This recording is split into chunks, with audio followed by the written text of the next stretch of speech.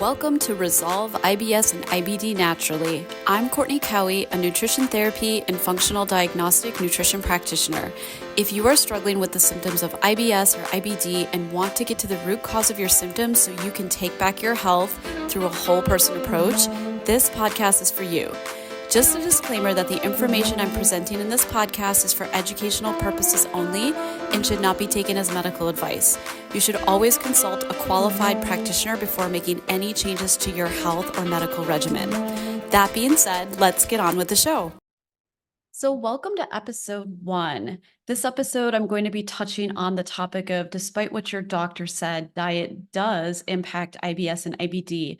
But before I get into that, because this is episode 1, I do want to take a moment just to lay out the why behind this entire podcast and kind of what I'm generally going to be talking about over the coming weeks and months. So as you can imagine, this is a podcast aimed at taking a look at how nutrition, lifestyle choices, the mind-body connection, even the role of childhood stresses and trauma, and even intergenerational trauma can all impact conditions, specifically IBS and IBD. This is kind of the area that I'm super interested in as a functionally trained practitioner, and also as someone who has lived through the struggle on both of those fronts. And we're also going to be talking about a lot of the root cause factors that we tend to really consider when it comes to things like IBS and IBD. So the why behind this podcast. So as I just mentioned, I'm someone who has lived with the struggle, I would say probably all the way back to childhood on some level. I'm not going to get into that deeply in this very first episode. I might save that for later on down the road. But it really has given me an appreciation for how challenging both of these conditions can be, and also how tricky they can be to work with from a functional perspective as a practitioner. And I also want to talk a bit about how it is possible to get the symptoms under control with a nutrition and more holistic approach, as long as you're truly identifying the biggest factors impacting why those symptoms are manifesting in the first place. So I'm going to get into kind of how I work with these conditions from a functional perspective and what I've seen happen in terms of success stories with some of the clients I've worked with over the course of time. So even though IBS affects up to 10% of the world's population and IBD affects less people than 10%, but I would argue both of these conditions, but especially IBD, is quickly growing. The numbers are only getting bigger and bigger as we kind of head into this chronic health crisis we're in the United States. I feel like this can be a tricky population to work with because a lot of people struggling with either IBS or IBD do tend to be quite reactive to a lot of foods and supplements. And speaking from a functional perspective, one of the ways we try to help support the body back to good function on its own is through supplements, which have to, of course, go through and get processed through the digestive system, which is the very system impacted in these conditions. So because of that, it just adds extra layer of difficulty, if you will, because the very things we're trying to do to help the body will sometimes actually trigger symptoms to a greater extent, which can be very hard, especially for a practitioner that's not well versed in how to work through these types of things, or who hasn't, personally struggled with it on their own.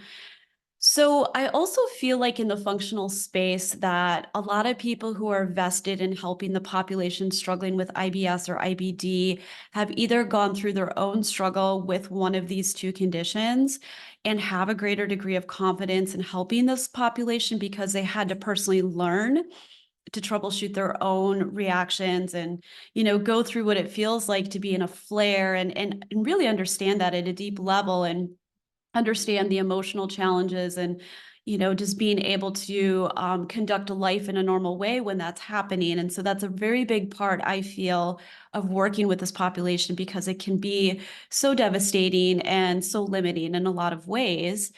But I also feel like, just especially in my own experience as a client and even a patient navigating this journey, years ago, there were practitioners that actually turned me away. I think they didn't tell me this, but I think it was because of the IBD label and just probably not feeling comfortable with working with that type of thing because it can be so tricky.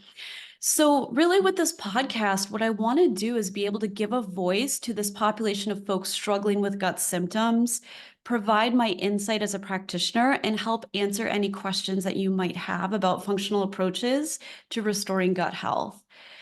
So, let me just start by briefly speaking on the disconnect that I've come across time and time again in conventional medicine when it comes to the role diet plays in helping these different conditions.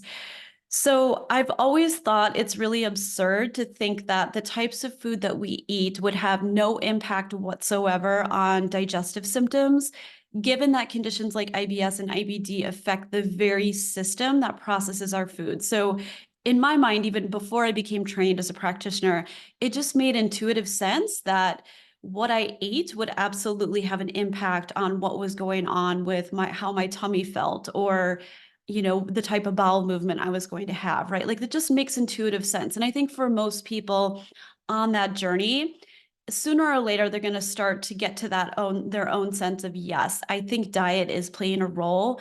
I may or may not know what to do to help myself, but I've gone to my doctor and that hasn't been much help. And also, speaking from just both my personal experience as a patient in the system and what I've noticed through working with lots of clients who have been through the conventional system and then elected to work with me and try to empower themselves to figure it out through more of a nutrition and holistic approach, is that often the dietary tools are given when they go to see their GI doc or someone in that system is very limited. And a lot of times those dietary templates may have some research showing that they can be helpful, but in my experience, they're not often going to be enough to get that person over the hump and get them truly on the path to feeling well again. And I will be diving into the whole topic of different dietary approaches to IBS and IBD, what's shown to work and what's shown not to work so well, and we will get into all of that down the road. But I also just feel like the system as a whole, conventionally speaking, is not designed to take the time to sit down with patients and really teach them, what dietary strategies could work well for them, which foods might be their biggest triggers. Take a look at what each patient is eating and really give good feedback on that. That's just not the way the system is designed. And on top of that, most doctors, nurse practitioners, those types of people working in conventional gastroenterology don't have a deep understanding of therapeutic diets as they are applied to helping people with IBS and IBD. And it's just the way the system is designed, unfortunately. We are very much at a point where most conventionally trained practitioners are often very time constrained in their ability to work one-on-one with their patients. They want to offer them quick fixes, right, which often come down to drug-based solutions. And no judgment on that. And if that works well for you, great. But I'm guessing you're listening to this podcast because you've already been down that path, or you're on that path, and you feel a lot of reservations about this being the end-all be-all solution for you, and you're hoping to figure out a way to help your body get back to health so that eventually you can get off of those meds, or if you have never gotten on them, you don't have to opt into that type of method. Because often the mechanism of action is to block something the body is doing. And the way that we work, functionally speaking, is that we believe the body has its own innate intelligence and wisdom, and all of the symptoms we experience, whether they're gastrointestinal or, something else, if you have another condition, is really a means to try to deal with an imbalance. And the body's doing the best it can to try to reconcile what's going on. And so, although it's playing out in a way that feels very uncomfortable and painful and maybe zaps your energy or interferes with your quality of life, by all means, those are not great things to deal with. I definitely understand that. your body really at a deeper level is doing what it can to try to keep itself in balance. And so, what we try to understand is what might be going wrong beneath the surface that's driving the symptom expression. And that could be so many things. But in the world of conventional medicine, they're less concerned and interested in understanding the why beneath the symptoms. And they really are just looking for a way to quickly get it under control for you.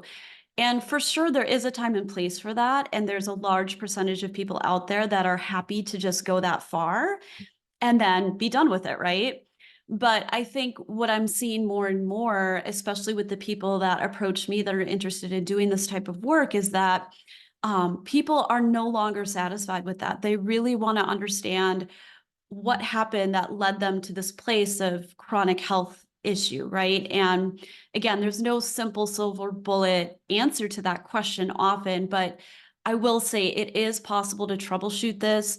It is possible to restore health through natural means. It's just having a good plan and a good way of assessing, what might be at play. And again, we'll be talking lots and lots about that in the coming weeks and months.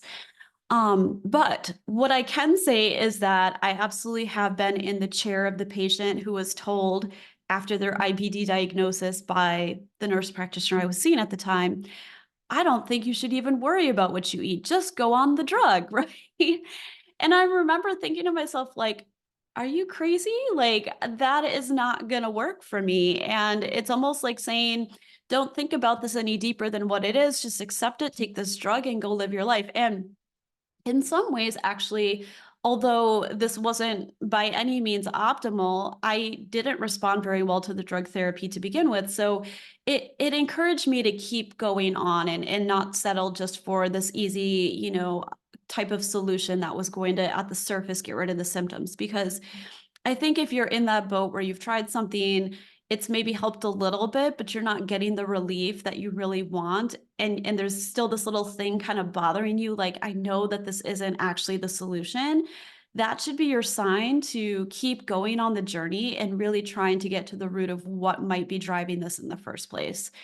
Um, so yeah, I mean, just that whole system of prescribing drugs that either are manipulating intestinal motility or in cases of, actual IBD, blocking immune function to bring that symptom relief is the common, approach to deal with these things. And, really what I want to look at is, okay, that's just symptom band-aid. What is really going on that's driving a lot of this, right?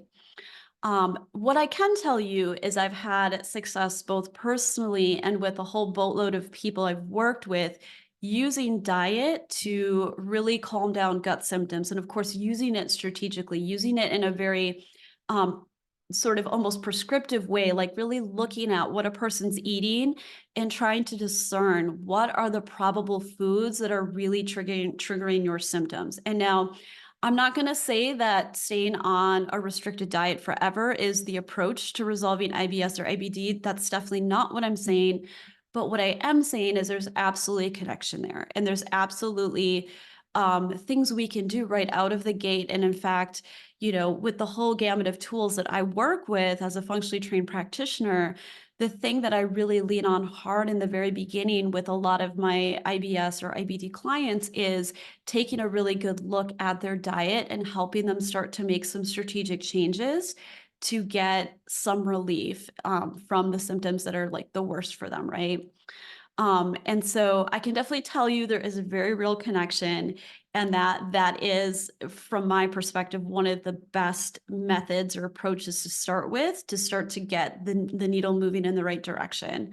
So if you feel like you've been down that path and you've been told by a practitioner, like, just take the drug, eat what you want to eat, there's nothing you can do about this. I want to inspire some hope in you that that's not what I've seen. That's not what I've personally experienced, that there are things you can do about this. So you definitely are very empowered to explore this at a deeper level and connect the dots. And obviously having a trained practitioner who, looks at things from a holistic functional perspective is going to be huge for most people who are trying to piece this together on their own.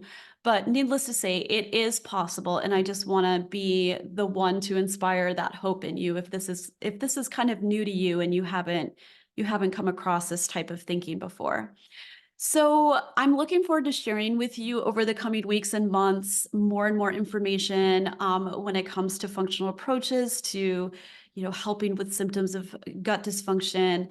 If you struggle with IBS or IBD, or you have someone close to you who's struggling with one of these conditions, I encourage you to subscribe to this podcast so that you don't miss out on any of the great information and topics we'll be talking about. And also, I do encourage you to post comments and questions and just communicate back with me, because I'm always interested in just hearing what's on people's minds. What are they struggling with? What are they curious about? What do they want to know? What is your biggest challenge or question right now if you are in this camp? Thank you, and I look forward to connecting you again in episode 2. Did you find this episode informative and helpful? I'd love to have you leave me a 5-star rating. Do you have questions about holistic approaches to optimizing gut health that you'd like to ask? Please leave your question or comment below, and I will be sure to address it personally or cover it in a future episode. Be sure to check the show notes for any resources mentioned in today's episode. See you next time.